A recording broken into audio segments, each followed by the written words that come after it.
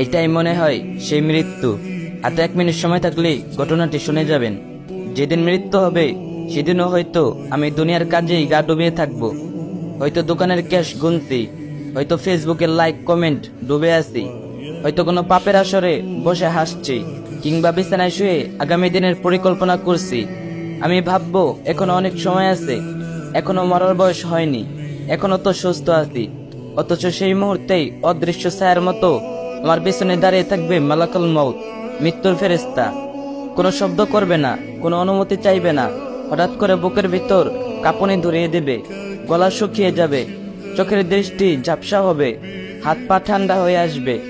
আমি চেষ্টা করব শ্বাস নিতে, কিন্তু শ্বাস যেন কারো শক্ত মুঠোয় বন্দী। মুখ দিয়ে বের হবে কেবল কর্কশ গঙ্গানি। পাশে থাকা মানুষ বুঝতেও পারবে না কি হচ্ছে। আমি হয়তো মনে মনে বলবো, আল্লাহ একটু সময় দাও, আমি তওবা করে নিই। কিন্তু আসমানের ফেরেশতারা বলবে, আজ তওবা দরজা তোমার জন্য বন্ধ হয়ে গেছে।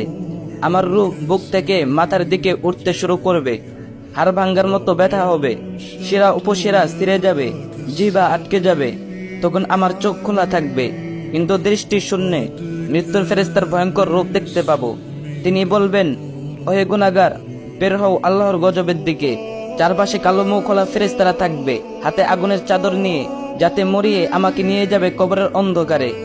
দুনিয়ার সবকিছু থাকবে, মোবাইল, টাকা, জমি, ব্যবসা, প্রিয় মানুষ, কেউ যাবে না সাথে। যারা আমাকে একসময় ভালোবাসতো তারাও বলবে, দ্রুত গোসল করাও, কাফন দাও, কবর দাও। কবরের মাটির ঢেলা আমার মুখে পড়বে, আর সেই অন্ধকার গর্তে একা আমি শুরু করব আযাবের অপেক্ষা। হাই, যেদিন মৃত্যু হবে সেদিন আর কোনো পরিকল্পনা, কোনো ব্যবসা, কোনো আনন্দ, কোনো অজুহাত কাজে আসবে না। শুধু আসবে সেই কাজগুলো যেগুলো আমি আজ অবহেলা করে যাচ্ছি। আল্লাহ তাআলা আমাদের সবাইকে বোঝার তৌফিক দান করুক। আর ভিডিওটা সবার কাছে শেয়ার করে দিবেন। আপনার একটা শেয়ারের মাধ্যমে আরেকজন জানতে পারবে ঘটনাটি। আর সবাই বেশি বেশি কপি লিংক করে দিয়েন।